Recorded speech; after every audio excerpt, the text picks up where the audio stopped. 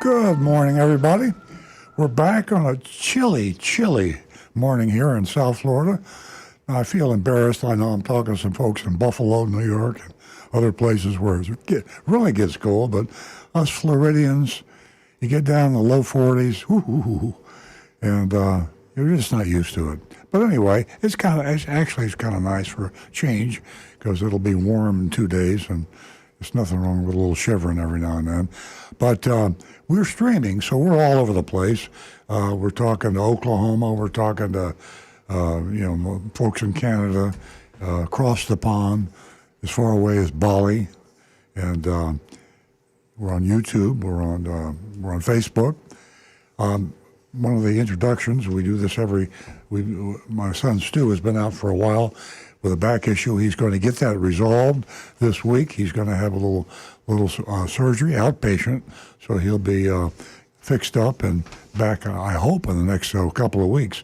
But he's our cyberspace expert. He's in charge of dispatching Agent Lightning, our mystery shopper. And he's also the general manager of our car dealership, which gives him real-time knowledge of what's going on today in the retail automobile business. So, Stu, I know you're going to do fine and get that surgery behind you, and you will be back with us. Meanwhile, we got Rick Kearney filling in for Stu, and he's going to be monitoring the Facebook. So if you want to talk to us on Facebook, post, you can go to facebook.com/Earl on Cars. And also YouTube, youtube.com/Earl on Cars. So we have a huge YouTube following. In fact, they're a bunch of cool people too. They're knowledgeable. They're contributors. We have all different types of callers, and we have some that are really sharp people that do their homework, and we on YouTube we've got a lot of those, and we look forward to that. YouTube.com/Earl on Cars. The nice thing about the streaming posting is you can post pictures, videos, audio clips, and so it's kind of like a real world kind of a call. Now, that's not to say we don't really favor our normal callers, and I think Siri is talking to me. That's okay. Siri's talking. Trying to double check our settings here. Happens to everybody. It's the 21st century. I mean, we're surrounded by digital people. I actually asked Alexa to remind me to stop off at the pharmacy on the way home to pick up a prescription, and she'll remind me at 10:15. So it's a new world that we're in, and exciting world. If you want to call us on the old-fashioned telephone, and you know something, I really hope they never completely replace phone calls. I know we use cell phones to make phone calls, so that can kind of give you the technology kick. You know, you get, I'm using my Apple to call, but the calls are good. A human voice being heard and responded to by another human voice is something special. It's psychological. I think you can become more friendly. I think you can understand people and actually analyze them to some extent when you hear their voice. So our landline, as they call it now, our landline is 877-960-9960. You should write it down if you think about calling later. This is a 2-hour show. Hey, this is a little after 8 a.m. Eastern Standard Time. We'll be on the air for 2 hours until 10 a.m. Eastern Standard Time. And you might think of something you want to say. So if you didn't write the number down, you'll say, oh, darn. Or you might even say, oh, damn. But whatever you say, it's 877-960-9960. Now, texters, we got a place for you, too. Some people just don't want to. I'm a texter. I admit I will text oftentimes rather than call. It's quicker, and it just saves you a lot of time. So our text number is 772-497-6530. That's 772-497-6530. Now, Nancy Stewart, my co-host, sitting to my left here in the studio in North Palm Beach, Florida, where True Oldies is located in North Palm Beach. Nancy Stewart. She has a special offer for you first-time female callers, and it's going to involve this text number. It's going to make it a little easier for you. So she'll explain that later. But if you're a first-time caller and you're a female, you really should write this number down. Text number 772. That's the area code 772 497 6530. 772 497 6530. So those are the popular ways to contact us. And everything we say really is directly related or indirectly related to our blog, our website blog, and that's just earloncars.com. www.earloncars.com. It's a treasure of information. I mean, I'm not bragging, but we've been doing this for 20 years, so there's a lot of info on there. And we have mystery shopping reports that we have posted over the years, hundreds and hundreds of them. We have good dealer, bad dealer list. Every time we mystery shop our car dealership, we grade it A, B, C, D, or F. If you're F, you're a failure, and you go on the do not recommend list. Hey, we had an A last week. Can you believe that? I think it was our highest score ever. It was the Tesla dealership on Okeechobee Boulevard in West Palm Beach, Florida. Congratulations to Georgia, the salesperson, and that whole team out there. You got the highest score we've ever given our car dealership. And we have some pretty bad scores too, but not so far on any Tesla dealerships. I think our worst score might be on Ed Napleton store. Probably. So anyway, wealth of information on www.earloncars.com. And if you miss a show, we have our podcast. And we have on YouTube, we've got video clips of subjects that we cover within the area. And we have Jonathan here in the studio that puts these together for us and takes the meat of a rant that I might make about some subject and puts the good stuff in. And we put a video clip on YouTube. And then just go to youtube.com/Earl on Cars. So that's pretty much what we do here. I mentioned Rick Kearney earlier, and I got to go back to Rick because we get hung up on selling cars. This is all about how to get a good price, how not to get ripped off when you buy or lease. And we sometimes neglect service. And funny thing is, service is neglected in car dealerships too. So what's the slang expression for the service department, Rick, in a car dealership? We're the back end. The back end. Isn't that terrible? I mean, you could also say the rear end. I mean, it's just kind of an insulting thing to say, where do you work? I work at the back end. All right, but I got one thing to tell you. Yeah. Anybody that's ever had their back end get closed up, you know that the brain gets real foggy and messed up after that.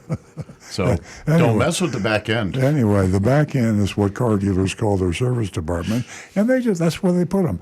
The glory guys are the new car salespeople. They get all the glory. They win the trips.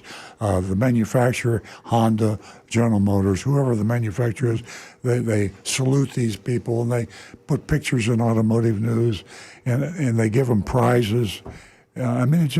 Meanwhile, the guys that really keep the cars going, the guys that take the cars and fix the mistakes the manufacturer made under warranty and all these things, they're in the service department. So if you have an issue with your car, and you probably do, who doesn't? I mean, if you're driving a vehicle today, you have an issue probably because there's a lot of things on the car you just don't understand. The high-tech stuff is so high-tech that you can't figure out how to drive your car.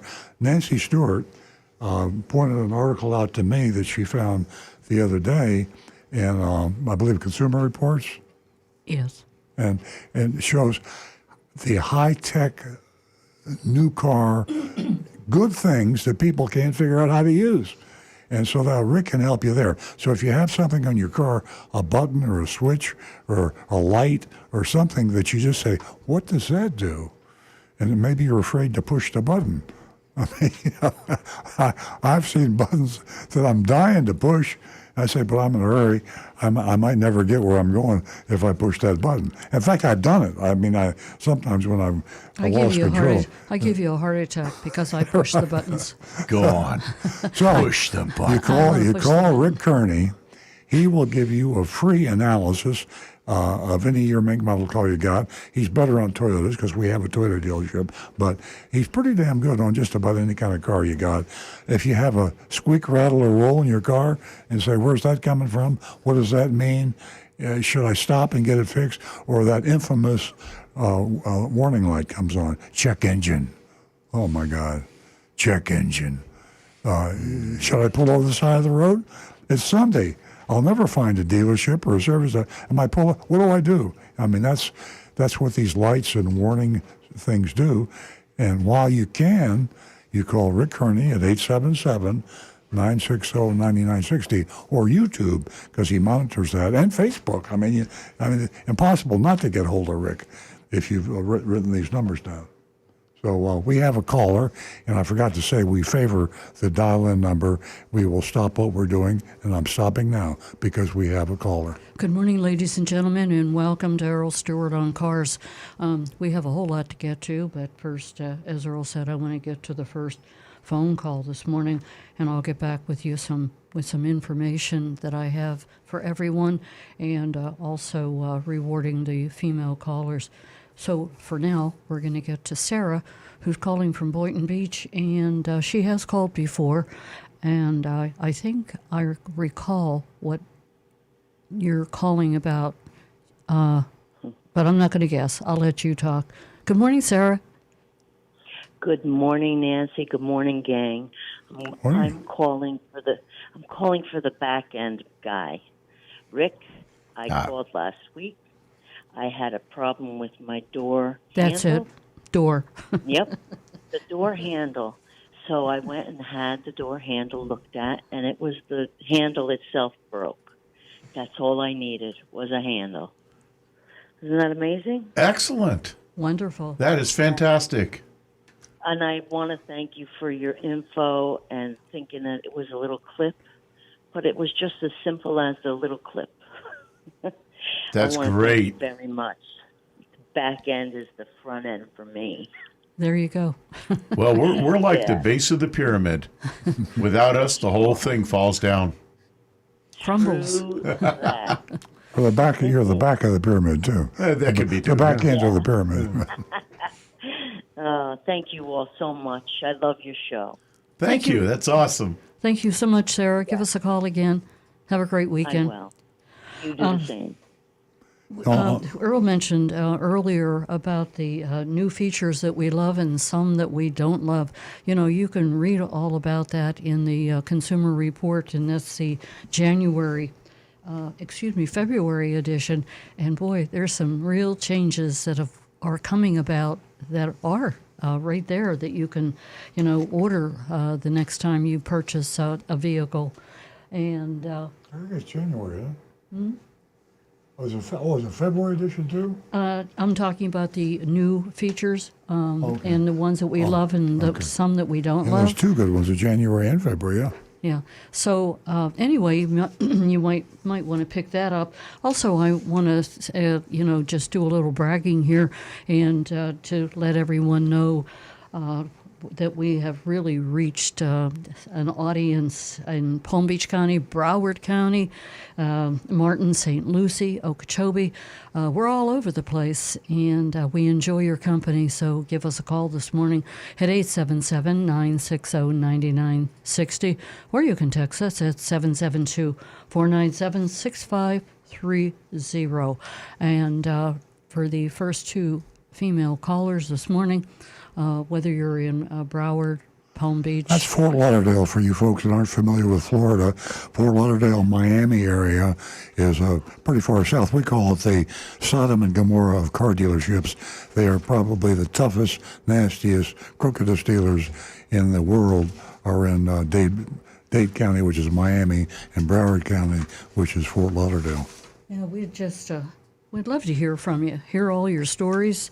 As Earl said, it's pretty crazy down there.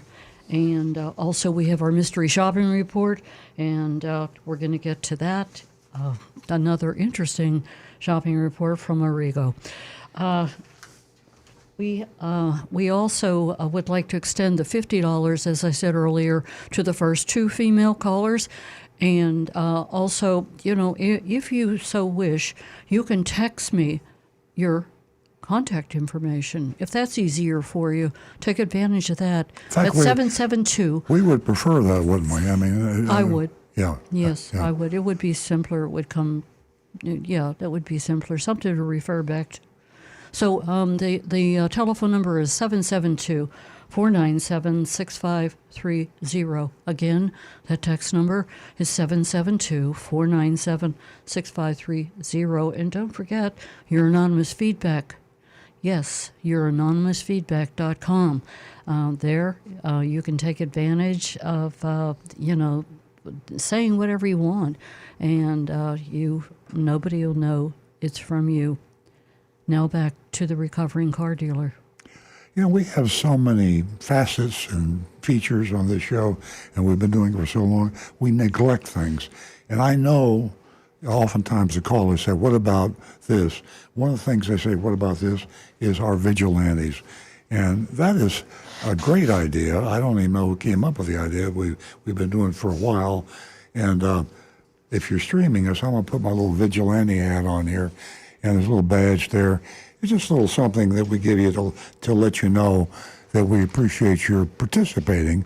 And the participation for the vigilantes, I'll hold this up closer. You can see the little badge there.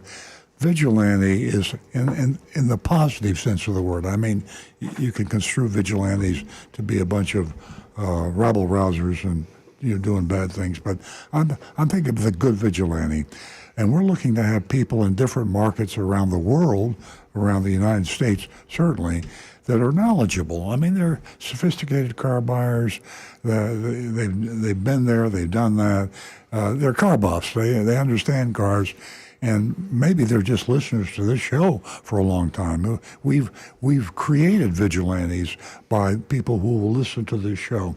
And you will be, in your market, available to people that need your help. We have a list on earloncars.com. It's a vigilante list. You can volunteer there, click on Earl's Vigilantes, and then you put your contact information in, and that becomes available to people in your market. So if you're in Minneapolis, or if you're in Paducah, Kentucky, or if you're in, Bali, or wherever you may be, a local car shopper, maybe a young person hasn't bought a car before, maybe someone that's alone and doesn't have any help, and a widow. We find a lot of widows are victimized, and you can go to Earl on Cars Vigilante list and pick a name, and it's a volunteer thing. We don't give you anything except a hat. It's a really nice hat.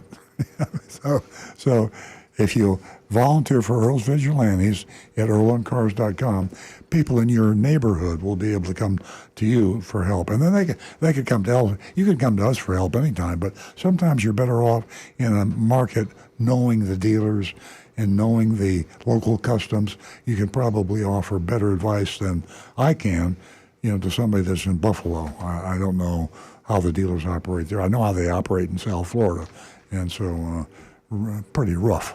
And we know how to help people down here. So earlsvigilantes.com. How are we doing on text? How are we doing on YouTubes or Facebook? Well, we do have one interesting note here from Donovan. He says, as I'm sure you're aware, Tesla did a massive price drop yesterday after several price increases over the past 2 years, as much as $13,000 on some models. How is your dealership, or how do you think other dealers will handle that the used Teslas they now have are thousands of dollars more than what a new Tesla costs? Well, they're in serious trouble, and that's a great question. The used car market is really scary right now, and the dealers they rode that bandwagon of used car prices skyrocketing to the point where they were actually literally selling used cars at higher prices than new cars. And it just got crazy. And then the bubble burst. You've all heard that expression, like in the stock market. Well, the used car bubble burst. It didn't burst completely, but used car prices dropped precipitously. And so what happened is a lot of big guys like CarMax, Carvana.com, a lot of the big AutoNation, a lot of these big used car retailers had all this inventory that they paid too much money for. So what do? Well, what business people tend to do is they tend to ignore it. And when you ignore a real problem, like if you got a cavity, you know what happens to your tooth if you don't get it fixed. Well, if you don't get your inventory fixed, people stop buying the cars because the prices have come down, but yours are still high. What you have to do is bite the bullet. You have to write down the cars, take a loss on your financial statement, and just basically say, I've got $1 million worth of used cars in my inventory, but I really only have 800,000, and I'm going to have to take a $200,000 loss this month. Well, very few companies have the courage to do that. I did it at my dealership, and I still have to wear a Kevlar vest from my own managers because they're very mad at me because we took that big loss to fix their paychecks. CarMax didn't do it. Carvana didn't do it. And they're still out there trying to sell overpriced used cars to you, and you're smart enough, probably, hopefully, not to pay that. So shop carefully. Car prices have come down. Some car dealers have refused to ignore that. I have ignored that. So what you should do is be particularly conscientious about shopping used cars. Prices are down probably 20% from just a couple months ago. And they're going to come down more. They're still too high, but they will come down. Shop and compare. I always recommend CarMax is my favorite car dealership. They're biggest, they're the most honest, transparent. If you buy a car you don't like, you can take it back with certain conditions. And they'll buy your car at a fair price. I've had nothing good things to say about CarMax, and they are the biggest. They're nationwide, but they've got cars overpriced now, and I wouldn't recommend you buy a car from CarMax.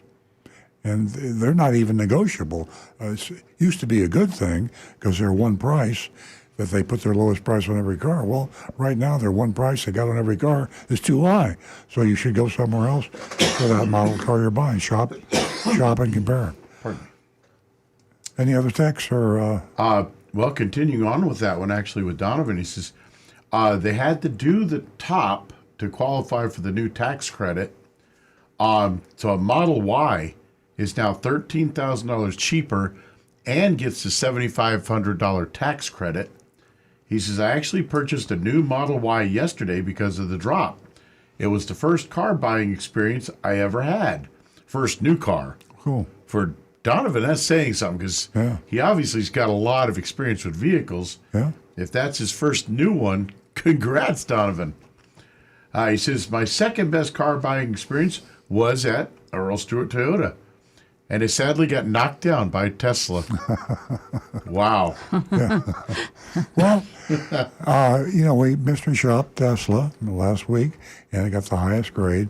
And you're going to see a lot of that. I mean, the change that's going to be taking place that only scares car dealers and should make you happy as consumers is the fact that, and Nancy and I talked about this one coming in, she says, when is this going to happen?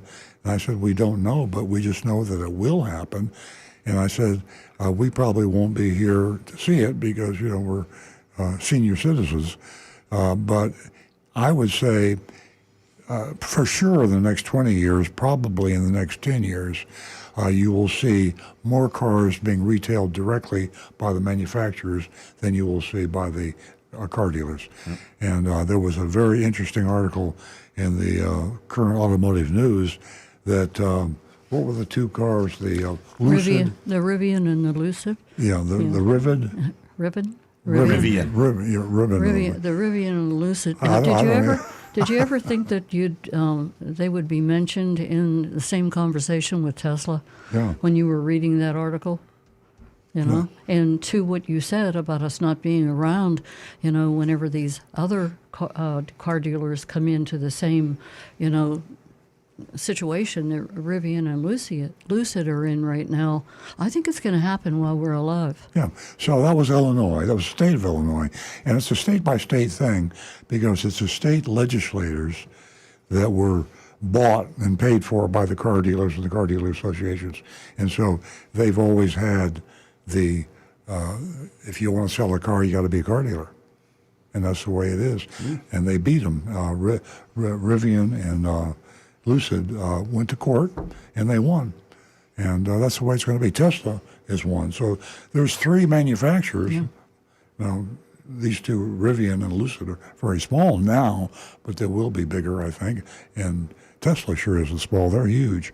So that day is coming. Yeah, definitely. And it was predicted back in, you know, December, if not earlier, that the prices on these Teslas were going to drop. And they were going to be noticed. And there'll be a whole lot more people out there that can afford electric. Well, in all fairness, let me say this about Tesla. Tesla has the highest margin. Now, you think about you think about why the car dealers should not have the exclusive franchise on selling cars, and you say that's because I'm going to pay too much money for the car. Which is all very true. The fact of the matter is, Tesla makes more on a car that they sell you directly than any of the manufacturers. The average margin that General Motors or Ford or Honda or Toyota will make on a new car is 3 or 4%. 3 or 4%. That's not bad change. I mean, a $50,000 car, that's not chump change. With the volume that they sell. Yeah, with the volume they sell. But that's all I get. You know what Tesla's average margin is? Over 20%. So when Tesla cut their price, you know, that was nice of them. But they're not dying. I mean, they're not panicking. I mean, if they cut their price by 3,000, what was they on the Y? 13,000. Okay, 13,000. Well, I wonder how that would translate percentage-wise to what their margin is on the Y. My guess is they're probably still making a bigger margin on the Y than Ford or GM is making on their cars. So Elon Musk is not starving to death because he cut price on the cars. Mm-hmm. And sooner or later, we knew he was going to have to cut the price on the cars. And he is the largest manufacturer and seller of luxury cars in the world. Wow. Yeah. Well, maybe not quite large enough for him, and that's the reason why these prices are dropping. And it's it's going to generate traffic, you know, in the right direction, and that is Tesla to be bigger and better and sell more cars at a reasonable price. Let's give that phone number out, 877-960-9960. And I forgot to mention earlier that we prioritize the telephone because we've got 5 lines, I think, and we don't want you to wait. And it happens. I have to tell you, it does happen, and I've had people complain.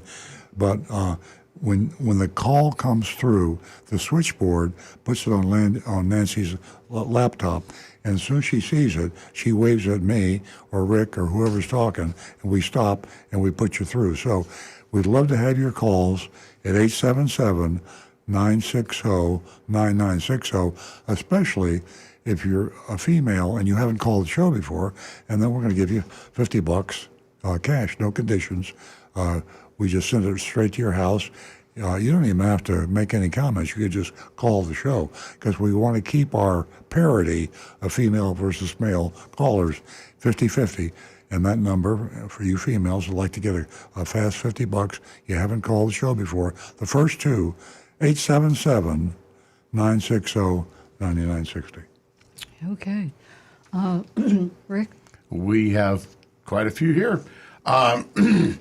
We'll start off with Anne Marie for the first text. Good morning, Anne Marie. She says, "Good morning. I need Rick's expertise. I recently brought my 2013 Camry in for its 6-month checkup. It now has 89,000 miles, got an oil change, tire rotation, and was ready to go in an hour. The service advisor said that the tech noticed a rattle coming from the steering column when he took the car for a test drive. There was a note on my paperwork that the power steering bushings needed to be replaced. I hadn't noticed the rattle before, but driving home I hit a rough spot in the road and I heard it. My questions are as follows. What is a power steering bushing? What does it do? How soon should I bring my car back in to get this done? Is this something that can wait a week or two, or should I bring it in as soon as your service department has an opening? Yes, I do realize that ignoring this is not a safe or sensible option. Thank you for your help. And she says, P.S. I hope everyone is feeling better. Thank you very much, Anne-Marie. Your 2013 Camry has electric power steering, and the bushings they're talking about are actually 2 little plastic gear wheels that connect the electric power steering motor to the column to assist in that steering. And although certain parts of it we've found over the years, 10-year-old car, 89,000 miles, one of those plastic bushings, unfortunately, sometimes does start to break apart. Now, it will still function. The power steering will operate normally. That bushing is actually there just to help provide a little extra flex so that you don't hear the motor whining in the power steering. You don't get that electric motor noise that would otherwise come through the column and be loud and annoying. And when those do start to break down, when you go over bumps, you'll hear this rattling sound coming from right under the dash there. And it does take a couple hours to replace those because we've got to lower the power steering column, take the motor off, and replace those bushings and rebuild it back together. So it is a little bit labor intensive, but not too bad. It's not a huge safety issue that is going to be an instant breakdown. So if you need to let it go for a couple weeks or a couple months, you're just fine on that. But it is going to get louder and much more noticeable as time goes by. So it would never be dangerous. It would just be annoying. But it will get to the point where almost every little bump, you'll hear this noise under the dash. And so it'd be a good idea to go ahead and get that done. And obviously, if you're going to trade the car in, if they were to take it for a test drive, they would certainly hear that noise very quickly. Well, let me just mention something about what you said. A couple hours to replace. For those who haven't heard this, we've mentioned it before on the show. Hours are a term that are thrown around at car dealerships loosely. And the definition of hours, we think we know what an hour is. There's 60 minutes in an hour. But sometimes we're not talking about clock hours. We're talking about flat rate hours, which is a misnomer foisted on car dealers by the manufacturers, I think, to confuse everybody. Rick Kearney, he gets paid on the flat rate hours that are in a manual from Toyota. And if it says 2.3, then he gets 2.3 times what they call the flat rate hour. Now, you and I think of an hour as being 60 minutes, but a flat rate hour could be $150. I mean, it's not, indirectly it's related to time, because at one point when this operation was created and the paymaster, do we have a telephone call? We have 4 telephone calls. I'm going to shut my mouth. Okay. Hey, Anne-Marie, thanks for the text. We definitely always enjoy hearing from you. And there's some things in life that are annoying, right? You can't fix them. This is annoying. It can be fixed. 877-960-9960. Or you can text us at 772-497-6530. We're going back to the phones. And for Charles, we're taking his call first. But for Laurie and Warren and the rest of you, just hold on. I'll be right with you. Good morning, Charles, and welcome to Earl Stewart on Cars. Good morning, Nancy and Earl and Rick. Rick, you sound a lot better than you did about 2 weeks ago. Thank you. Sounded like you were practically at death's door. First of all, Earl, great job on everything. I enjoy your book. I enjoy reading your Florida weeklies, and I certainly enjoy the show. I Thank you. so much Thank you. from all of you. This is a question, I guess, for the back end guy. Key fob article. Great article, Earl, but I wondered, since I don't really engage in car theft, if I could just buy a car fob, key fob from Amazon and then just go over to your dealership and use it and drive off in a brand new whatever, that probably wouldn't work. So how do you calibrate something that you get from Amazon? Well, we will install parts that you buy elsewhere. I mean, it's not a matter of I think we want to be sure that it's the right part. If we install a part on a car, then we're responsible for it. But No, what I was getting at specifically has to do with the key fob itself.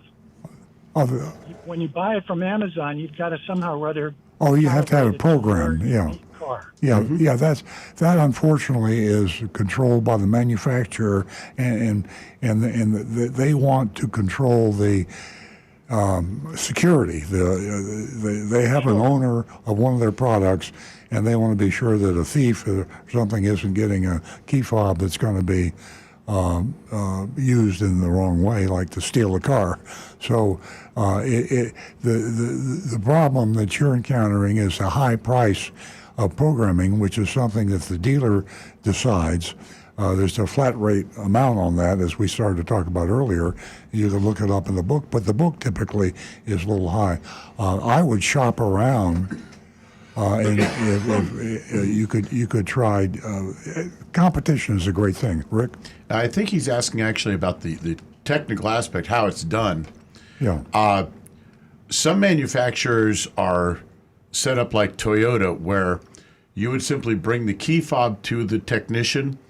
We will use a scan tool that communicates with the car, and we tell the car, all right, we're going to program a new key to you that you will allow this key to operate. Our scan tool then has to communicate back to Toyota, and we have to get authorization from a manager in the service or sales or parts department to authorize that communication, to let us then have a passcode that will tell us, okay, now you can program that key. It's actually quite convoluted, and there's a lot of checks to it, checks and balances, to make sure that only a qualified technician can legally program a new fob to operate a car. So, Charles, your question wasn't about cost? No, it was about what prompted me initially was the article. And I started thinking, well, if anybody can buy a key fob off the internet, I can go down to Earl Stewart and drive off in his Tesla tomorrow then. Nope. Yeah, they got to verify your It's a identity. little bit more, it's a little bit more involved. But then I have a question specifically about my situation. We have a 2012 XC60 Volvo. And about 3 or 4 years ago, we were having a problem with the key fob. And it turned out that we had to replace the antenna, the little shark fin that's on top, which almost never happens according to Schumacher Volvo. Okay. But anyway, it was replaced. This year when we came back down to Florida, we got a little signal on the dashboard saying replace key fob battery. So we did that on October 26th. And now it needs to be done again. And I'm just wondering if there is, it could be just a bad battery, but do you think there might be something going on, Rick? One of the things that we do see is if you leave the key fob, say if you hang it up on a hook on the wall in the garage where it's close to the car, that key will actually be communicating with the car all the time, because the car is always ready to look for the key, and the key is always going to be ready to respond to the car. They communicate back and forth by way of the radio frequencies. So what you might try doing is try make sure that you store the keys a little farther away from the car, something like 20 or 30 or 40 feet away from the car. That way they won't try to talk, because if the car senses a key coming into its range, it's going to send out a signal to that key saying, hey, are you legally allowed to start to open the doors or start me up? And your key will respond back. Well, every time that key gets that alert and responds back, that uses battery power from the key, so that can wear it down. And if it's stored, kind of close to the car, it might be continually talking back and forth, and that would wear that battery down. That is why I listen to you guys every Saturday morning. Thank you so much, Charles. Rick talked about this a couple of weeks ago. I was having a problem with my own vehicle, and I realized that my key pod is inside my car, and it's there all the time, and it drains your battery. So I too have learned a whole lot. Charles, thanks so much for giving us a call, and we hope to hear from you again. Okay, thank you very much, Nancy. Have a great weekend. We're going to get to Laurie, and Laurie's back with us from Palm Beach Gardens. She hasn't called for a while. Good morning, Laurie.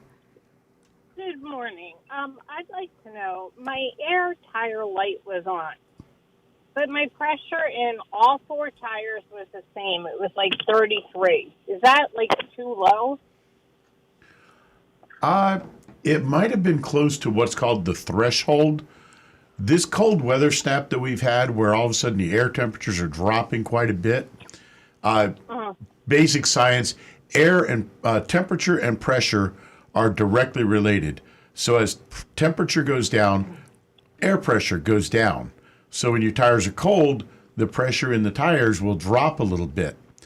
Now, the sensors in the tire are set to where they'll have what's called a threshold that usually is about 6 to 7 pounds below what the programmed pressure of the tire is. So if your tire's at 35 pounds, when they set that level, the threshold will be like 28 or 29. And if that temperature drops low enough that the pressure goes below that 28 to 29 pound level, it'll turn that light on, and it can take a little while before you drive the car enough that the tires heat up and bring the pressure back up, and then the car will see that new pressure, and it'll turn the light back off. What you can try doing is just add a couple more pounds of air, up to about 36 pounds, and see if that turns the light off. And also, depending on what car you have, some models and some makes had a fifth sensor if you had a full-size spare. They were uncommon, but a lot of them did have it, where there's a sensor in the spare tire as well. So if that one's running low, that can trigger that light on as well. Okay, great. Thank you. My pleasure. Appreciate it. Laurie, it was great hearing from you. Give us a call again. Our number here is 877-960-9960, or you can text us at 772-497-6530. And don't forget, ladies, $50 for the first 2 new lady callers. You can text me with your contact information, or you can go through the control room with Jeremy and leave it with him. Either way, you would get your check if you leave your contact information. We're going to go to Warren from New Jersey. We haven't heard from you for a while, Warren. How are you? Hey, good. How are you guys? I'm glad to call. I got a question for Earl, a couple questions. I'm reading about the fact, because I'm in the market for a new car, basically looking. And what happens to repossession cars? I mean, they don't park them at a bank. What happens to them? Do they go wholesale? Do they wind up in dealers? What happens to them? Are they a good buy, or shouldn't you bother with them? Oh, okay. You're talking about what type of car? A repossession car, because I'm reading about a lot of cars are being repossessed by the banks because people can't make the. Oh, the repos. Yeah. They're restricted as to how they're disposed of, and it used to be a game that the dealers would play with the banks, and they would end up with buying cars at unfair prices. The lenders now, all lenders, credit unions, banks, I assume credit unions are included in this, but anybody that finances a car in general, they have to sell the car at an arm's length price so that the original owner that had the car repossessed isn't taken advantage of. So typically they'll take it to a public auction. The monopoly, basically, of all auctions is called the Mannheim, Manheim. It's almost they're definitely nationwide, but there's a lot of other auctions too. But when you have people bidding, free bids on whatever they want to bid for the car is high or low, that's a pretty fair price, established as a wholesale price. So that's where when the deficiency that the lender goes after the original owner for is the difference between the auction price and what they owe on the car. Well, how do you know if you're getting one of those cars? And where does it eventually wind up after an auction? In other words, do you get any? In other words, they have to go somewhere, and Mannheim's not selling them. So, I mean, where do they eventually wind up? Do they wind up in your dealership or somebody else's dealership? Anybody can buy the car, so it has to be sold at auction. Now there are some exceptions to this, and I'm not an attorney, so I don't know exactly, but in 99% of the cars go through public auctions, and you can find out where it came from by tracking the on the title. You can track the owners. You can go from the manufacturer's certificate of origin. When a new car is brand new, they have a piece of paper they call the MSO, manufacturer's certificate of origin, and then when it's first sold, it's the title.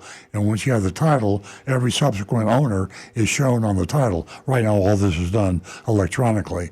So let's say that Bank America financed a car to you, and you didn't make your payments, and they repossessed the car.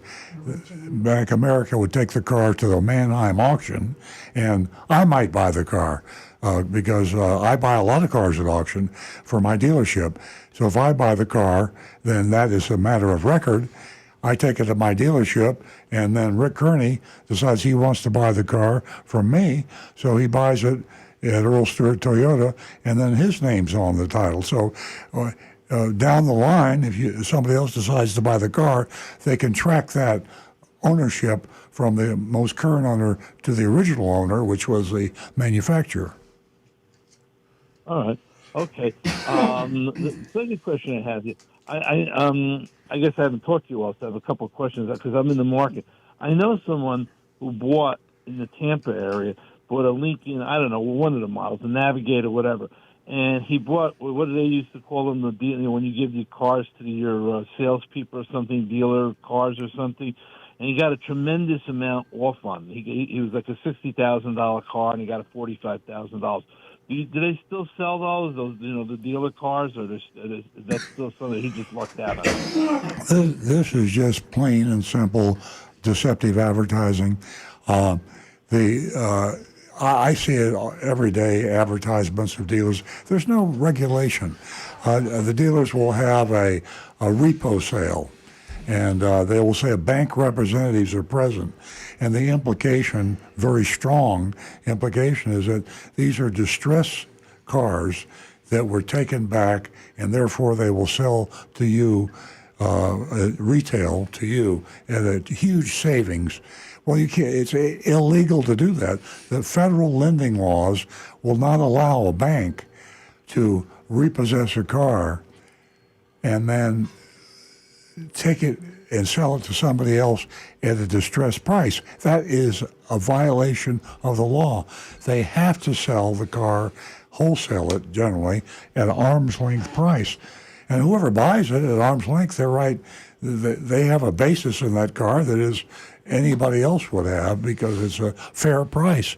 And they mark it up, to make whatever they want to make. But anytime you see an ad by car dealers in Tampa or anywhere that say that they're having a special sale because the manufacturer or the banks or anybody else is cooperating with them to mark these cars down way below the market, they're lying. They just flat lying to you. And somebody should tell the Attorney General of the state of Florida, Ashley Moody, that they're violating the law by unfair and deceptive trade practices. They are misrepresenting what they'll really sell these cars for. So, yeah, ignore Okay. these sales. I got just one other question and a statement. In past, before COVID, especially if you're in the Northeast, I lived down in Florida for a while, but up here in the Northeast, in the cold weather, somebody used to tell me that the end of January was the best time to buy a new car, especially in cold weather climates, because of they just weren't sold a lot. Dealers would do anything. Do you think that that's going to be the case again, where the end of January, the end of February, where you have to make quotas and stuff that you can get a better deal on the car? Yeah, it's not so much the month, because the month varies. In January, typically before COVID, in South Florida, it's probably a terrible time to buy a car because business is great. The car dealers can hold a higher margin, and they have more customers to select from, and the prices are higher. If you live in Buffalo, New York in January, the car dealers have to dig the cars out of the snow, and the buyers have to follow the snow plow in to be able to find a car. So it's a good time to buy a car because the dealers are desperate to sell a car. So it's a good time to buy a car when nobody else is buying cars. When business is great, it's not a good time to buy a car because the dealers really get greedy and mark their cars up more. One of the last quick statements. I noticed over here by going to dealers that they've pretty much gotten off that $5,000 market reevaluation. When my cousin in Arizona told me he was looking for a car, and they're all sticking to that $5,000 over the price. So it was just sort of a statement to you that it seems to different parts of the country, different things are happening. So I don't know. He said they all were insisting on the $5,000, but here in the Northeast, they pretty much dropped asking for the $5,000. So I just thought I'd make that statement. Yeah, it's all relative, and it's so sad that any advertisement that you see, and this sounds like somebody that didn't know the show and doesn't understand buying and selling cars, and hear me say this: every car ad you read is dishonest. I defy anyone out there, car dealers, car buyers, anybody, to show me a complete advertisement of a newer used car that I cannot find something dishonest and illegal in. The advertising is, even by the manufacturers, the manufacturers every day are advertising, for example, leases, and they'll say new Honda Accord, $229 a month. And in the fine print that you cannot read, it requires a large down payment, maybe $5,000. That's a violation of the Federal Trade Commission Act, which says that the price that you pay has to be, if it's modified, the modification must be in the same size print as the price that you're advertising the car to sell for. So if you see a car dealer's ad, it's like the old joke, how can you tell when a lawyer's lying? It's when his lips move. How can you tell when a car dealer's lying? It's when he advertises. And the same thing holds true for manufacturers. That's right. All right. Thank you very much. Good luck, guys, and thank you for your help. I appreciate it. Thank you, very Warren. much. Give us a call again, Warren, 877-960-9960. Our text number is 772-497-6530. And ladies, $50 for the first two new lady callers. And that extends to Palm Beach, Broward, Martin, St. Lucie. Well, you know the drill. And you can text your information to me at 772-497-6530. Or you can leave it with Jeremy in the control room. I want to address a young lady by the name of Marina. And Marina called the show on New Year's Eve. She called on December 31st. And she was from Broward County. She won herself $100. And it's been, a little difficult in getting it to her. I didn't have the correct contact information, so, it took a little longer for her to have a check written to her and mailed. But I did talk to her several times. Actually, I talked to her twice, I believe it was. But Marina, if you're listening this morning, I want to let you know that if you check your inbox, you'll notice that I sent you an email on January the, it was this past Wednesday, whatever the date was there. And I told you that because of this unnecessary confusion with your address and your apartment number, I was going to go ahead and issue you another check. And that was on Wednesday. And that check was for $100. And that check went to your address, the correct address with the apartment number. And I requested that you tear up the check that I had sent you on January the 4th. So please, I'm begging you, text me, call me, email me, and let me know you got that check. Okay?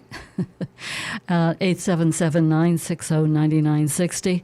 And as I said earlier, you can text us at 772-497-6530. And your anonymous feedback, take advantage of it.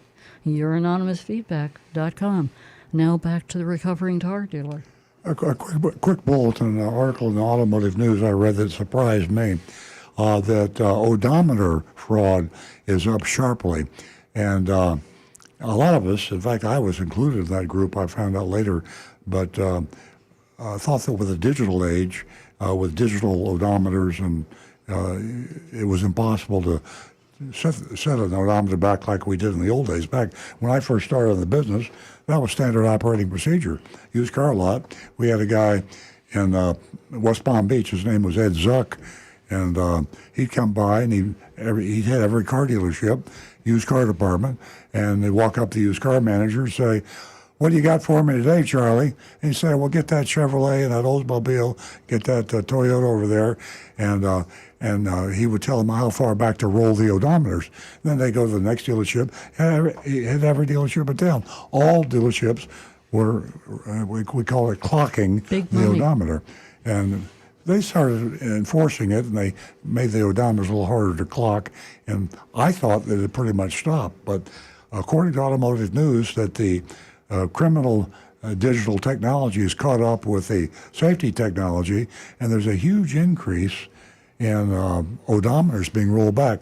The number one states, I bet you can guess the number one state. It's Texas. I mean, everything happens in Texas, but Texas is just rolling the hell out of those odometers. And if you're buying a car in Texas, you better get it checked. But what's the number two state? Florida. Either Texas or Florida. We're the Sodom and Gomorrah of the states, and anything involved like that. But I didn't know to be warning people about that. But you check your paper trail. You got Carfax. You can check the odometers, and I talked to a caller earlier about how you could track the chain of ownership of a car all the way back to the manufacturer. You can also track the mileage all the way back. Every time that car changes hands, there is a mileage. So even if the crook that rolls back the odometer does a good job, and you can't even tell by looking at the car or the odometer, if you find out that the car had more miles than it has now 3 years ago, that's a red flag. So check the odometer, check the ownership and the odometers of ownership of his used car. Absolutely. You know, I'm sitting here giggling because I'm thinking about my bad side and how easy it was back in Pittsburgh, back in the day, to do just what you said. And if I couldn't roll that odometer back, I could find somebody that could. It was very easy. So, you know, it's an interesting day and in a different age that we're in. Anything can happen. Okay, Rick? Okay. Now, some of you may be aware there was a recent news story from California of an accident that occurred on San Francisco Bay Bridge where a Tesla suddenly braked on the bridge and caused an 8-car pileup. People were injured. Gary has sent in a text photo here that I'm not sure where the original photo came from here, but it has a little bit of information. It says the Model S braking incident caused an 8-vehicle pileup where 9 people were injured, including a 2-year-old child. This is from the California Highway Patrol. The footage, first obtained by Intercept, shows the white electric sedan driving over San Francisco's Bay Bridge in the second furthest lane. As the Model S travels in its lane, the car's owner claims his vehicle's left turn signal and brakes activated during full self-driving. The unsanctioned braking occurred after the video's Model S changed lanes in front of a line of fast-driving cars. A trailing SUV is seen almost immediately hitting the braked Tesla's rear, while 7 more cars added to the pileup. Now, he sent this photo in, so I just wanted to bring this up because we do talk about Tesla quite a bit. I just have one thing. This is just my opinion. If you're driving a car and another car suddenly applies the brakes in front of you for whatever reason, whether it's a malfunction of that car or any other issue, if you have a safe following distance, you should be able to avoid that car or slow down. If you're following too close to that other car... I disagree with you rarely, but I disagree with you now. Legally, unfortunately, what you say is true. And if you hit somebody from behind, you're automatically considered guilty. But we all know, in fact, if you wanted to make a little bet, I would bet that I could get you to run into the back of me. I would get a car that you didn't recognize, and I would manipulate myself in a way that you would probably hit me because I could slam. There's a lot of people who make a living doing that. True. Cutting them off and lawyers hire checking. people to go out and get hit in the rear so they can sue somebody. But if anybody goes to earlandcars.com and reads a recent blog, and it's entitled Earl and Nancy Drive Autonomously. It's about our experience in our Tesla S Plaid and our discovery that the Tesla fully autonomous, Tesla self-driving, is safe enough for retail distribution right now. And so we are very, very careful about driving that car. I talked to a friend of mine yesterday that has an S self-driving. His Tesla stopped on the railroad track for no reason. And what happens is we've had our Tesla stop to make a left-hand turn 3 lanes to the right, where it would be impossible to do it. And we've also had our Tesla stop at a caution light that you see out on the street. You know, the ones near our dealership, the fire department on US 1, they'll sit there and flash yellow all the time. Yes. People don't pay any attention to them. True. Tesla did, stopped. Now, you could say legally that was not going to hurt anybody, but you could get hit in the back and somebody gets hurt. So, but no, the Tesla is not ready for distribution right now for people that you have to be more careful driving it when it is on fully autonomous than when you're driving it yourself. It's a new set of rules. Absolutely. I'm going to ask you to hold on to that thought if you want to continue, and I'm going to jump back here to the phones. And Carlin, thank you so much for holding. Carlin is calling us from Stewart, and she is a first-time caller. Good morning. Yes. Hi, good morning. Welcome. You won yourself $50 this morning, and you have. Oh, really? You have for the first-time caller, and I can get that out to you, the check out to you.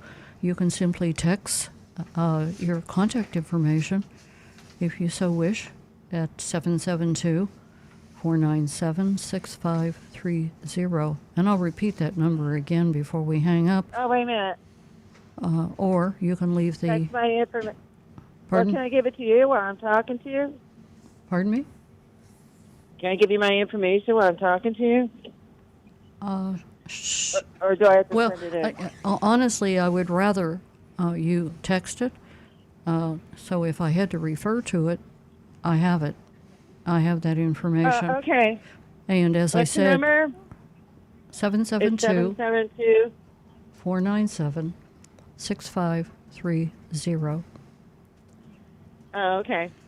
6530. Yes, 772 497 6530. Oh, okay. Okay. What can we do for you this morning, Carla? Well, my brother gave me his number to call you up and talk about my Kia Soul. And I was wondering what kind of questions were you interested in? I mean, what kind of information you're interested in? Yeah. Could you repeat that? Your brother did what? He gave me this number to tell you about my Kia Soul, and I was wondering what you wanted to hear.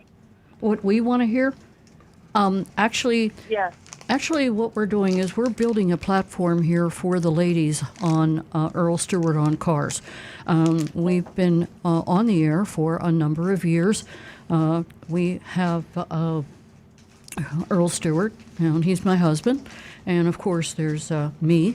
And of course, there is Rick, who is very knowledgeable. If there's anything, wrong with your car, he can answer just about every single question.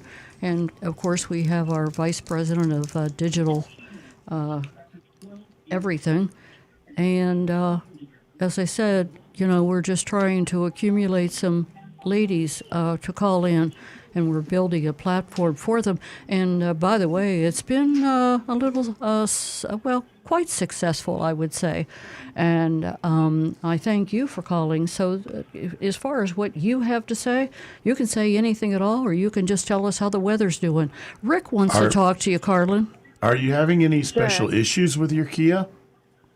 Well, I noticed that my tires, I need to replace them, a little bit more frequently than I have in the past. Okay, that can be a result. Sometimes certain cars do have, I'll say they dislike some brands of tires, and sometimes the brand doesn't drive well on a car and they'll wear out quickly. What you might try doing is checking Consumer Reports to look for tires that are rated for the most longevity and the best value for the money. Or if you just want to go with just the gut instinct, my own personal favorite, I usually like either Toyo or Michelin for my choice for tires. Michelin, I like Michelin too. Michelin makes a Yeah, fantastic tire. When you go to buy tires, I mean, trying to get a good price on a good tire is not easy these days. I mean, you usually ended up spending a good deal of money on them just so you have good tires. Yeah, Costco generally is going to be one of your best bets. I'll double down on that. Costco has your best selection. They have unconditional return. They have the best prices. So even if you're not a member of Costco, it's only $65 for an annual membership, and it'd be worth paying that just to be able to save the money on a set of tires. Okay, I'll keep that in mind. I mean, I just love my Kia Soul. It's just such a nice little car with a lot of room on the inside. And here I live in Florida, so when I get on 95, I could take it up to 80, 90 miles per hour, no problem. I mean, the car really handles it. Yeah, those are nice cars, in my opinion. Yeah, I mean, I haven't had any other real issues. I maintain my car, oil change every 3-6 months. Make sure there's water and, whatever else it needs. And, Yeah. I never take my gas underneath, a quarter of a tank, and it just drives. You sound like an educated consumer, Carlin, and maintaining your tires is so very, very important. Not everyone knows that, and it affects so many different things. The ride, the gas mileage, just about everything, wear and tear on your tires. But Consumer Report, I believe it was the December edition that gave out some great information and choices on tires. So I hope we helped you this morning, and that you'll spread the word that we are looking for ladies to give us a call. and you'll get that information to me. Well, I'll Thank- tell my Stewart girls here in Martin County to give you a call. All righty. Thank you so much. You have a great day. Thank you. You too. Have a wonderful weekend.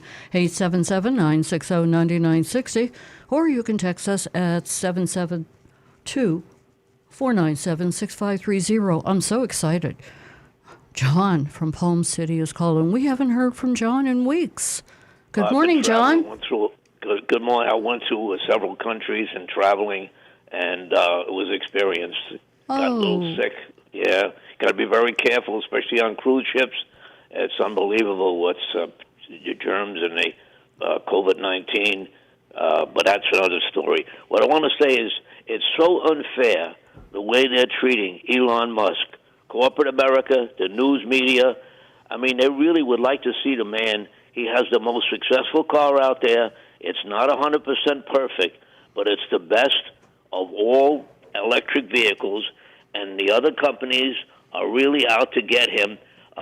Media has run, like New York Times has run ads with the autonomous vehicle that stopped school bus. They're showing a full-page ad that it didn't observe a stopped school bus and wiped out the children that were getting out of the bus. And then they're pushing the fires.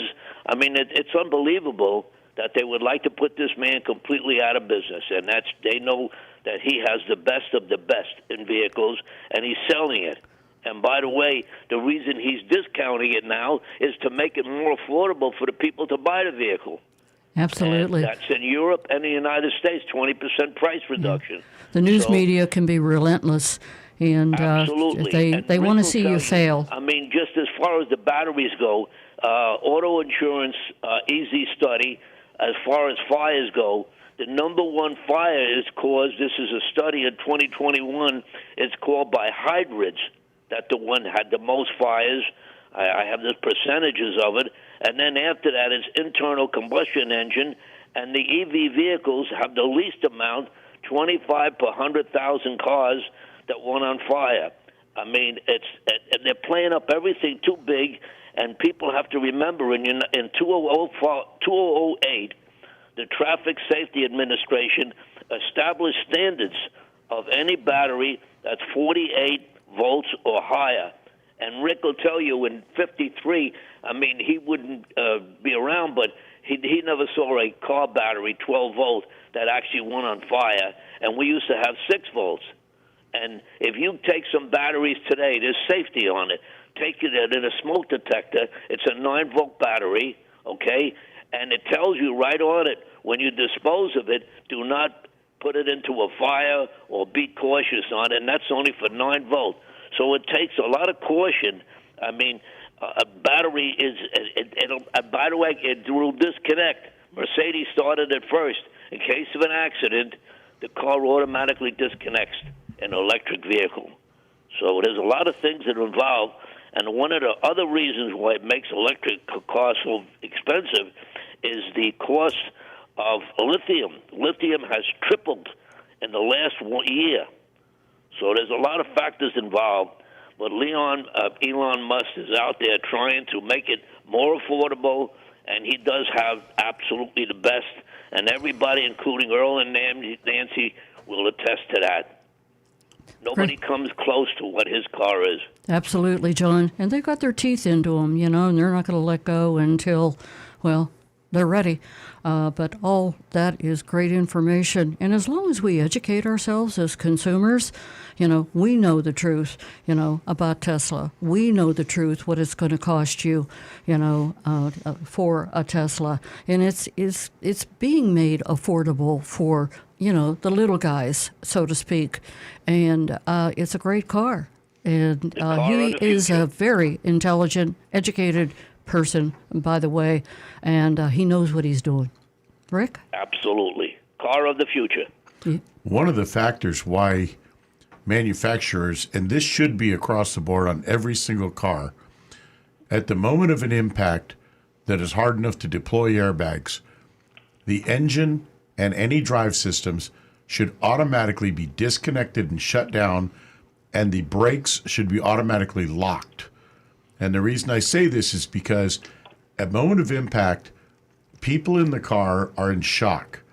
And I have taught this quite a few. I've taught a lot of first responder classes on how to handle hybrids and electric vehicles that are in an accident. And one of the first things that surprises a lot of the first responders, one of the things that the firemen and the police officers did not take into consideration is the fact that these vehicles can be sitting completely silent and yet be ready to launch at a moment. And if, say, the driver is sitting in that driver's side seat, their foot on the brake, and suddenly, for whatever reason, after this accident, their foot goes from the brake to the accelerator. Imagine, Earl, your Tesla S, if you stomped on that accelerator pedal and a vehicle that can go from 0 to 60 miles an hour in less than 2 seconds, and a firefighter just happened to have walked in front of the car, not realizing that the car is still in operational mode. So in all the classes that I taught, one of the first things that I told them was, get that vehicle turned off as quickly as possible and do not walk in front or behind that vehicle until you are 100% certain that it's immobilized. And we always took a hybrid car with me on these, and I would start the vehicle up in the parking lot and show them how silent that car could be. And then I would, several times, I'd even put it in a parking lot, stomp on the gas, and they would stare in amazement as this little Prius would suddenly take off like a rocket. And it drove home to them the fact that silence does not equal non-danger. So, folks, if you see a car in an accident and you choose to be the Good Samaritan, you want to try to help someone, please do not approach from the front or back of the car. Come from the side, and the first thing, look in that driver's side window. Make sure that vehicle is turned off, and if not, ask the driver to turn it off. Reach in and turn it off. Do whatever you've got to do, but don't walk in front or behind until you're 100% certified the vehicle's immobilized. Horrible thought. Good Boy, point. wow, Good point, could yeah. be detrimental to your health. So, Very John, good are you point still with from us? Rick. Safety first. Yeah. Safety first. Yeah, absolutely. Well, John, welcome back. We missed you, and we hope to hear from you as usual. Thank you. And Good to be back. hope your wife is doing well.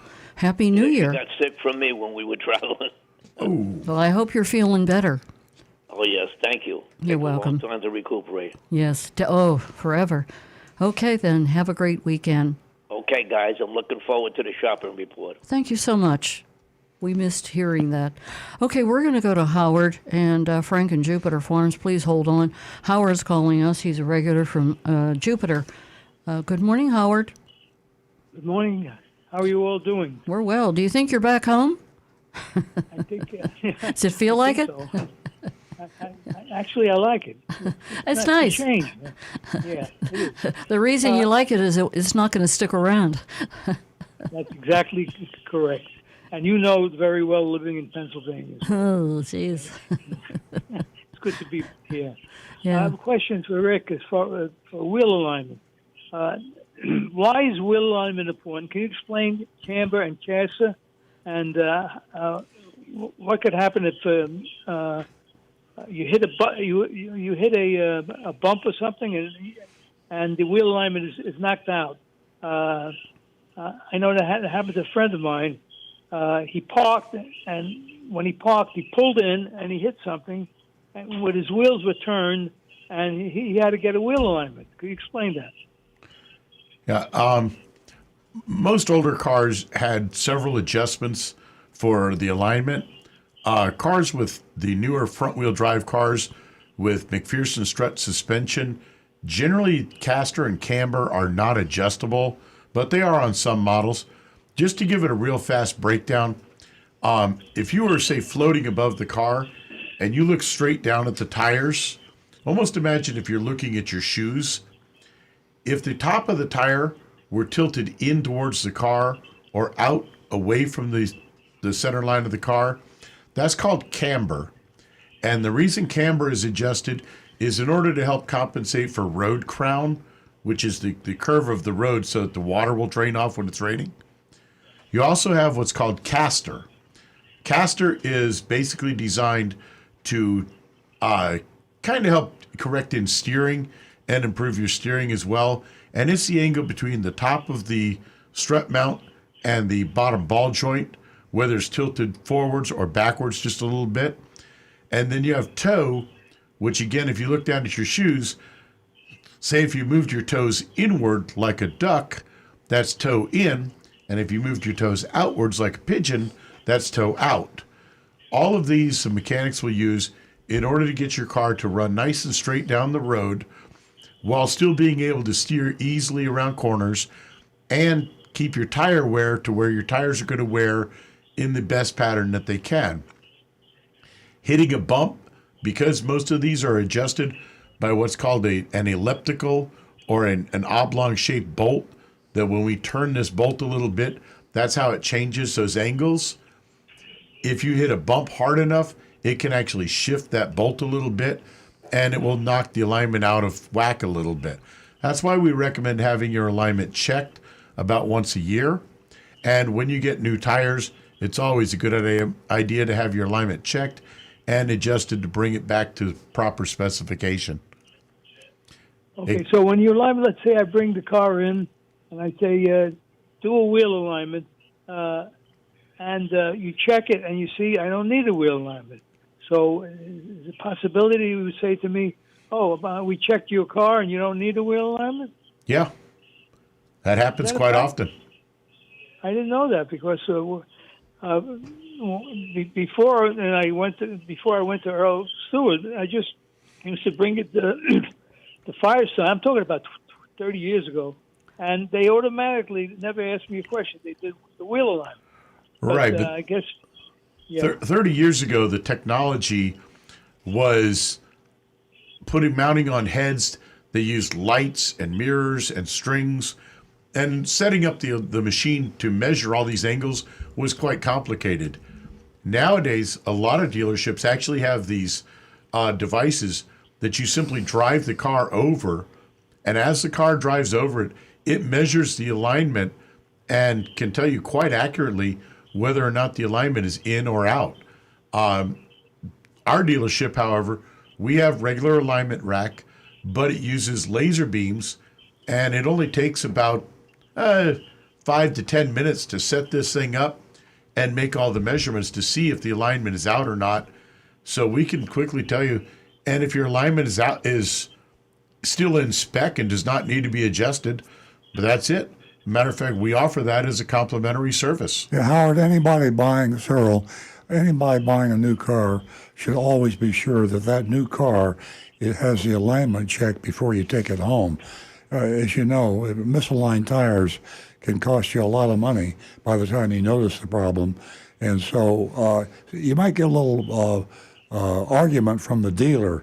The manufacturers don't like to pay warranty compensation to a dealer for doing an alignment on a new car. They have this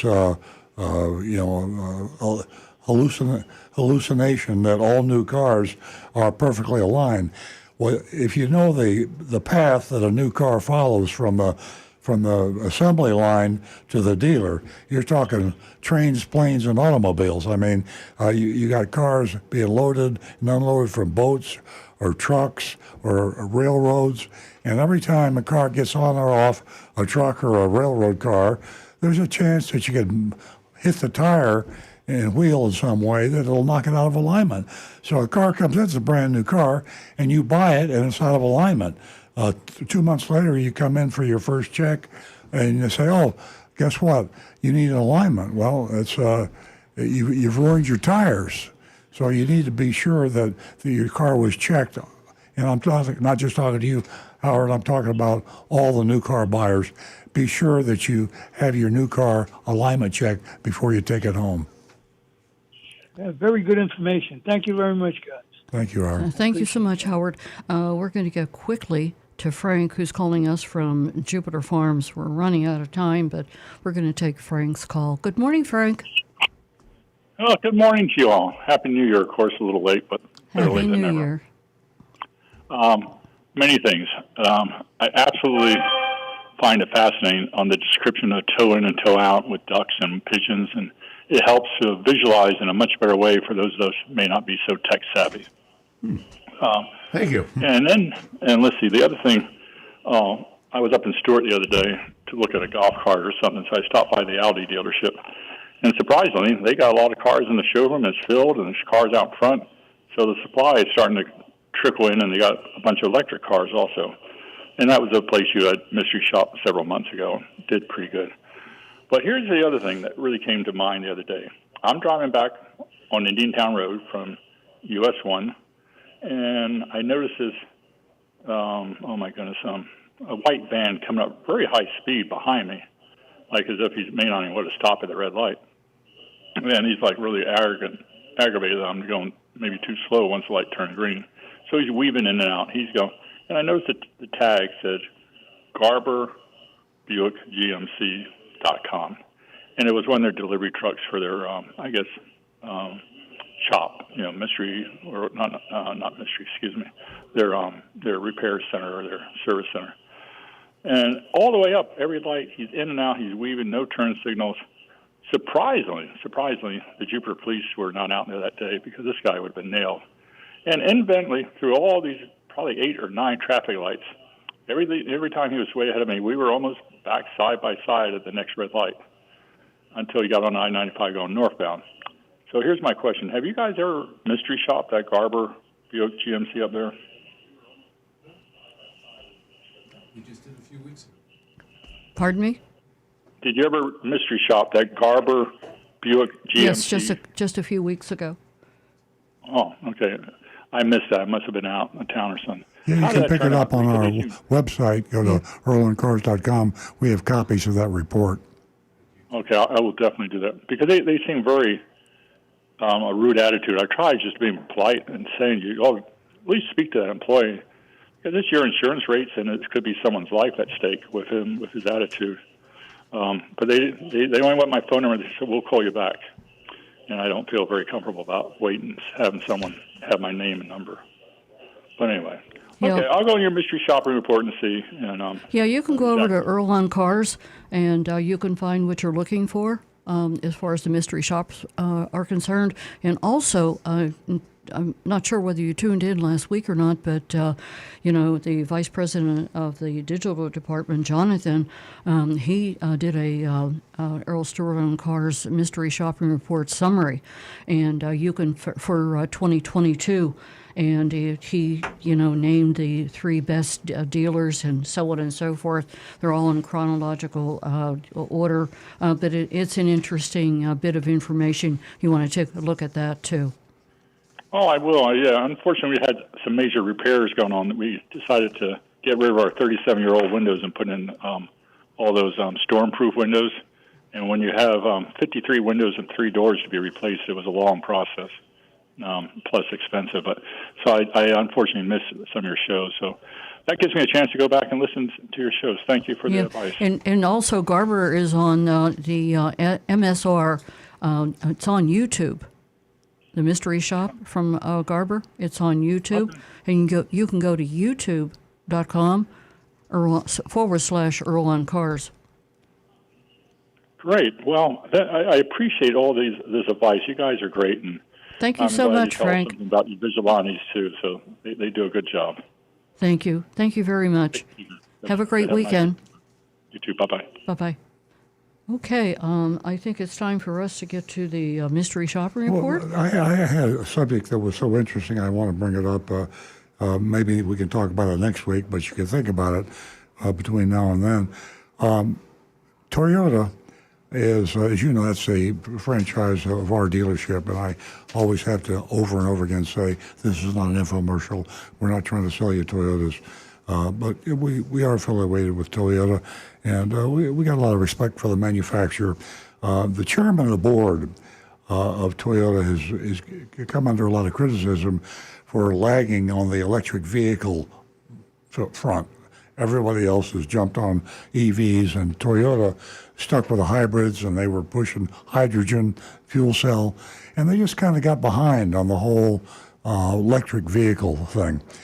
And Akio Toyota, who I respect highly, and he's family. The neat thing about Toyota is they're family owned and operated. They, the original Toyota, and he's the grandson, Akio. He came up with an idea that at first I said, this is ridiculous. And then I can't stop thinking about it. Here's what Akio Toyota has suggested, that rather than scrap gasoline cars, internal combustion cars, convert them over to EV. You put a battery in it and a motor. Now, at first this just almost sounds laughable. And then I can't get it out of my head. And he said the reason being, in Toyota, you got to remember, is worldwide. They are, I don't know how much you travel or where you go, you'll see a Toyota wherever you are. Toyotas are all over the world, and in the outbacks of areas that you'd never think you'd see a Toyota. They manufacture and retail everywhere. And that's the reason they're the largest manufacturer of the world.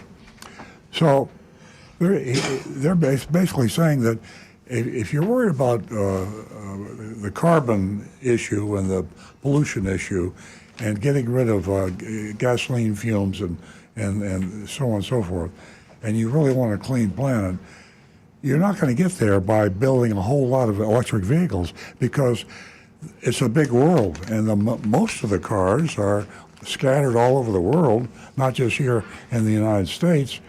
And you're not going to see the push for electric vehicles in Tanzania and Afghanistan and San Pueblo. I mean, there's millions and millions of combustion engine cars that are just going to keep on going and polluting. He says there should be a movement to take these cars and convert them. First of all, I'm assuming he's going to save you a lot of money, and the battery prices will come down, the electric motor price will be down. And Rick, you're probably more qualified than anybody here to say, how expensive would that be to take a 2018 combustion engine car and convert it to an electric vehicle?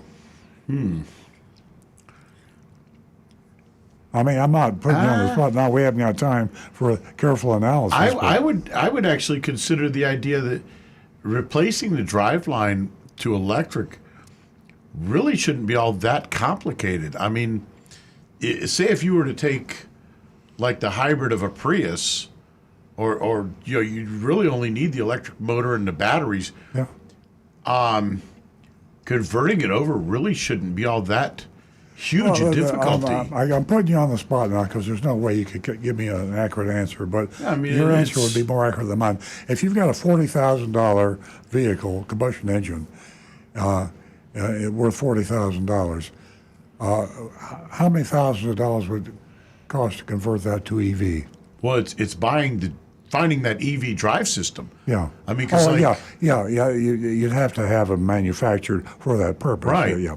Anyway, and we'll talk about it some other time. The process of it wouldn't be that great. Yeah, I think that's a great idea. We can pick up where we left off next week.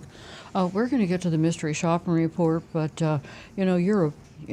you are a big part of this mystery shopping report, and you can simply grade the mystery shopping report after Earl's done reading it at 772-497-6530. That's 772-497-6530. The mystery shop this week is from Arrigo.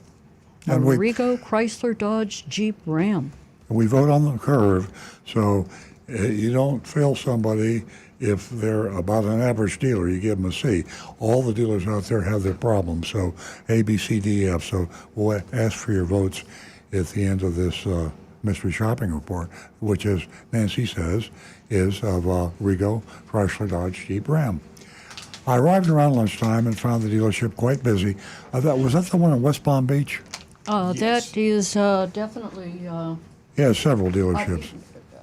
No, wait a second. I'm not positive of that. At any rate, in West Palm Beach. She arrived around lunchtime. There were two people ahead of me checking in with customer service. A lady greeted me and asked me if I was looking for anything specific. Now, for you new listeners, I actually didn't do the mystery shop. Agent Lightning, who happens to be a female, did an outstanding mystery shopper. I'm speaking in the first person as if I were her. I'm sorry, you were right. That was Arrigo in West Palm. I just took a look at the rest of the mystery shopping report. I informed her that I'd seen a Dodge Durango online and was interested in seeing it. She asked for a moment to find a salesman for me. A few minutes later, a salesman named Eduardo approached me and introduced himself and shook my hand. He asked me to follow him to his desk, and once there, he asked me if I'd been there before. I told him that I'd been there quite a while ago, to which he replied, "Welcome back." Showed a picture of my phone of 2022 Durango that I'd seen online, and he asked me for the stock number.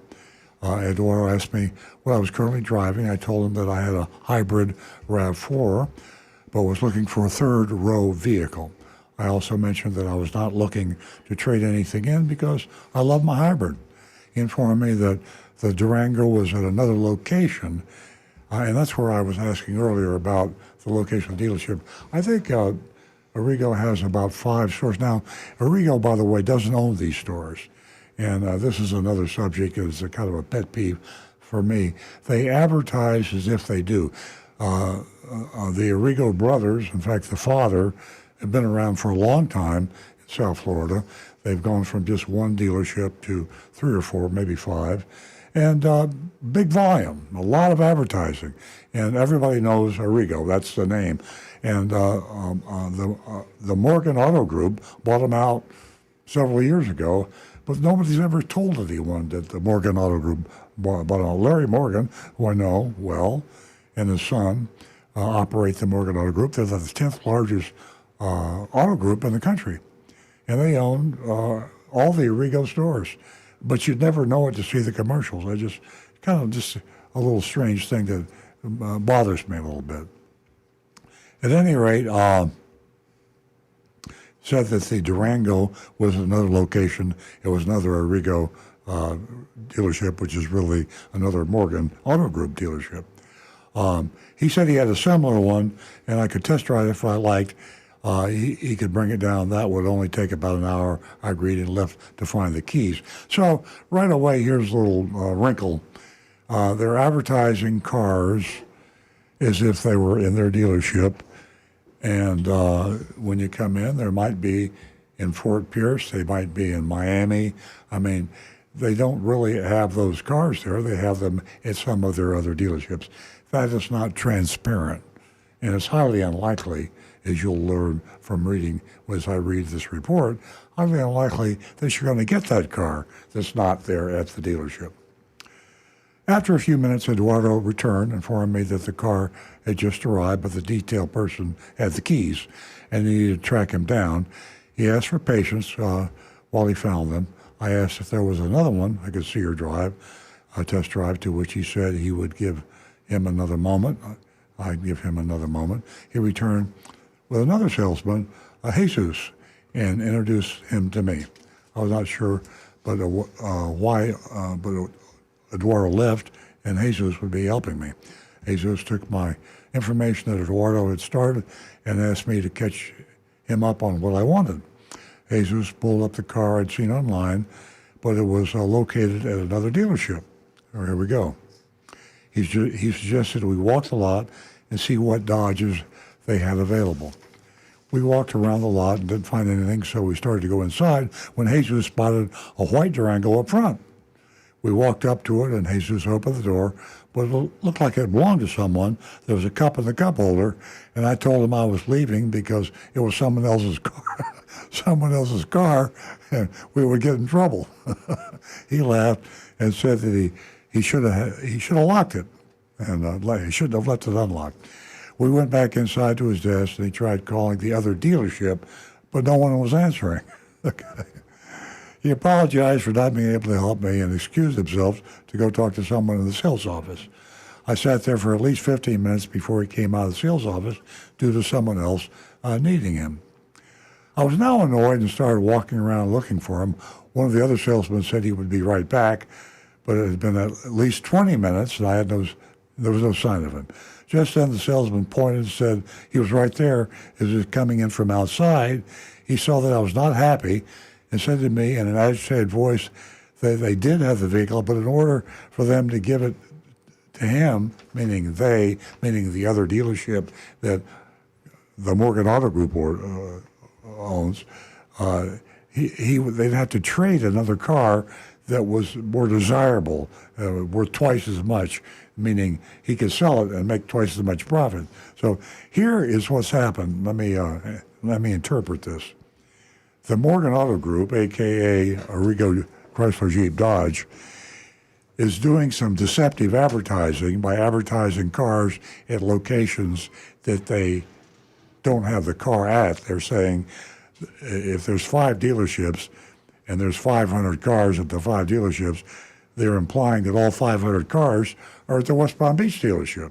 But they haven't got the agreement from the other dealers that they will cooperate and let them have the car. So it's not transparent, it's deceptive advertising, and that's what they're doing. So you're caught in the middle. You're the customer. Agent Lightning, the mystery shopper, is caught between the guy that decides to do the advertising for the Morgan Auto Group and the individual dealerships that don't want to cooperate. So you get caught in the middle, and you're the one that gets inconvenienced and taken advantage of.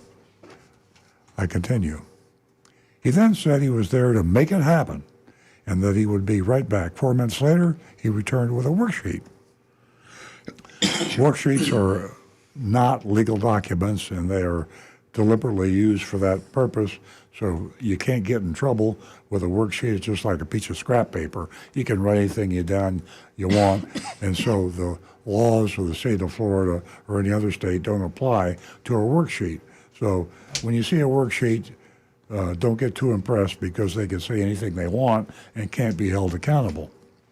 The top line, labeled market value selling price, was $43,350. There was a discount of $4,250, and then they started adding. There was a $2,995 for the Arrigo Advantage, and that's a bunch of fabric coat and polish and nitrogen in the tires. I don't know what they put on it, but $3,000 worth of garbage that they add to the price of the car. Then they've got a $998 dock fee. There's no dock stamps. They just call it a dock fee because they like the word dock fee, and it sounds official, and you believe it, and it's not true. So there's a lie. $394 in taxable fees. That's the acid test of a hidden fee, a dealer fee, a BS fee. If there's sales tax charged to you on the fee, it's not a government fee. It's profit to the dealer. So now we got $2,995 plus $998 plus $394, and all that's garbage, hidden fees. The real price was $43,487, which was $137 over MSRP, which is not bad. They should have just advertised MSRP plus $137. It's not a bad price. It's a mystery. All that to arrive at $137 over MSRP. He then said he was almost there. He then said he was almost there to make it happen. I'm almost going to make it happen. And then he would be right back. 4 minutes later, he returned with a sheet, another worksheet, I guess.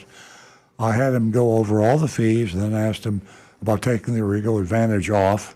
His response was, then I wouldn't make any money on this. That's how I make my money. I mean, I guess in a sad way, it's honesty, right? I mean, he's telling you the truth. He doesn't care about you. He doesn't care about a fair price. He doesn't care about transparency. He cares about how much money he's going to make. And that's the way car salesmen are paid. The more money they make off of you, the more money they sell you the car for. So you have a basic adversarial situation every time you talk to a car salesman. He's trying to make more money, and you're trying to buy the car for less money. I said, well, I don't have a need for it. He asked what number he would need to be at to make this happen today. old school. Old school. I thought for a moment and said, pretty much right at MSRP out the door. Well, it's only 137 over. Mm-hmm. I mean, there's an opening there. You know he could knock the 137 off. After all, the online advertising price showed $8,968 off. And that's why they played the game. They were selling the discount. They should have just sold the MSRP. To buy that vehicle at MSRP in today's market is not a bad price. But they had to try to steal and to mislead by implying they're going to give you an $8,968 discount. They could only do that by marking it up with BS hidden fees so they could mark it back down again. Unbelievable. I said I'd have to think about this and get right back to him. He said he thought I was ready to do this now. I said, well, the price is still much higher than I expected from what was online. He said, only $4,000 away. And I interrupted him saying, I'm quite capable of doing the math. And then you added on your portion of the $29.95 Arrigo Advantage that I don't want. He said he would take that off, but I would end up losing that much off the total savings. Talking about going in circles, I was even more annoyed now, and I said, I haven't even driven the car or seen it. How can I make a decision? I walked away but made the mistake of stopping to use the restroom before leaving. He caught me on my way out of the restroom and asked me to come back for a moment, please. As I approached the desk, a sales manager, Travis, introduced himself and asked me what price I would need to be at to go straight to finance right now.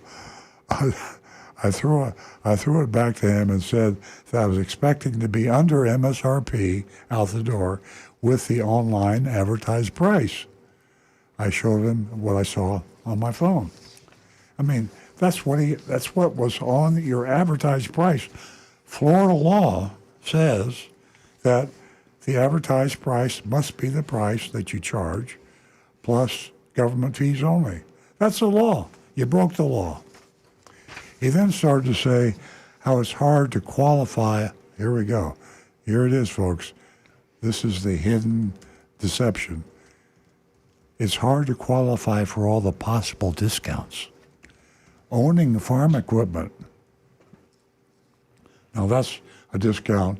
How many of you own farm equipment that would qualify you for a discount? Okay.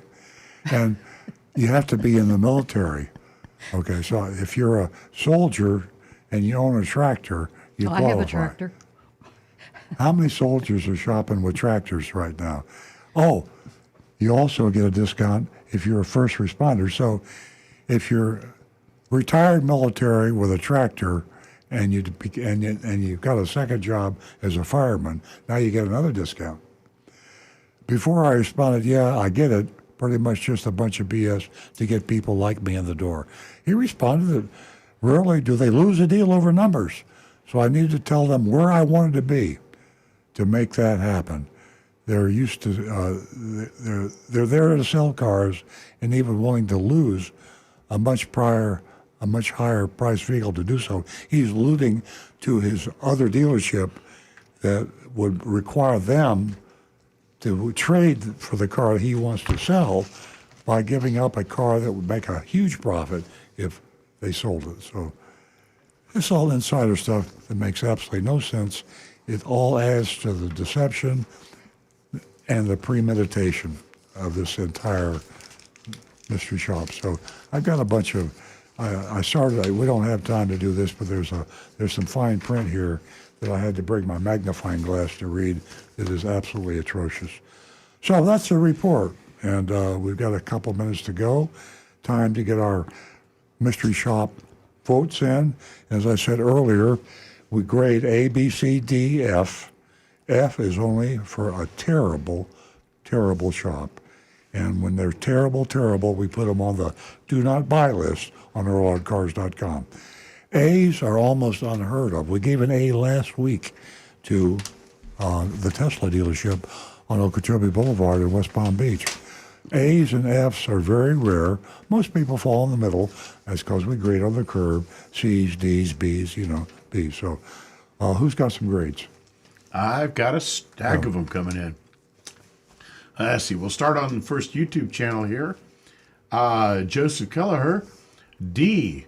Cars in my area are selling at MSRP with no hidden fees, except for a $175 dock fee. Now that's actually not bad.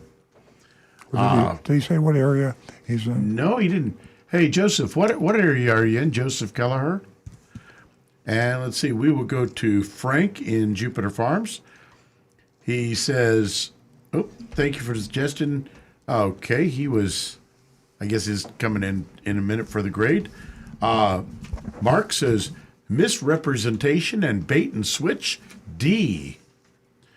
We have Jonathan in Wellington. Arrigo gets an F from me. Oh, wait a minute. Let's see. Okay. He says his wife did get the check. So Marina got the check, Nancy. And he gives Nancy an A+++. But Arrigo gets an F. Too slow, too unprepared, too many fraudulent fees, too deceptive, and too unprofessional. Bob says F for Arrigo. Total waste of time, disrespectful. It's the Arrigo disadvantage. By the way, their commercials are really bad. I like them. They're entertaining. I mean, they're no good when it comes to buying a car, but if you want to chuckle, they're pretty good. Reminds me of old Chuck Curcio from Tire Kingdom. Yeah.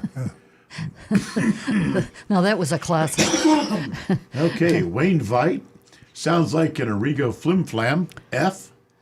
Rocky Blockatiel. F for fake pricing. Donovan, another F from me. Tom Steckel, D- for deception and disappointing. Sales experience, not quite as bad as Napleton, but close. Mark Smith, I give him an F. Tim Gilliland, F. Brian Sedletko, how does this dealership stay open with the false advertising? F. Johnny Z. Fraidley, F. I'm surprised they didn't give an owning a Tesla discount. And Jonathan Keller says he is upstate New York, 60 miles south of Rochester. For me, it's an F. I mean, they're just, even walking in there prepared. Yeah. You can't be prepared for the games they're going to play. I have to say, bear in mind, this is going up back-to-back with a Tesla A. So going after a Tesla A, this sounds so bad that I think we're leaning pretty heavy on Arrigo. Larry Morgan, by the way, is a good guy. He's got too many dealerships, and he can't watch all the stores. Excuses. I want to know something. Were they on candid camera? I give them an F. Okay. Too many games. What an exhausting process. If we give them that, What is your? I'm going to go with a D. I mean, give him a D? I called Okay. Larry Morgan before on a bad report. He called the store and straightened things out. I can't be doing this every week for you, Larry, but I'm going to call you, and I'm going to tell you about the store and tell you to look in there and see what you can do to make things right. I think they should stick to commercials. They are kind of funny. Johnny and Jimmy? I'm not sure who it is. Okay, it's not important. Ladies and gentlemen, thank you for joining us. We do appreciate your company. You're a big part of the show. We'll be right back here next week, same time, 8 a.m. Stay tuned. Have a wonderful weekend.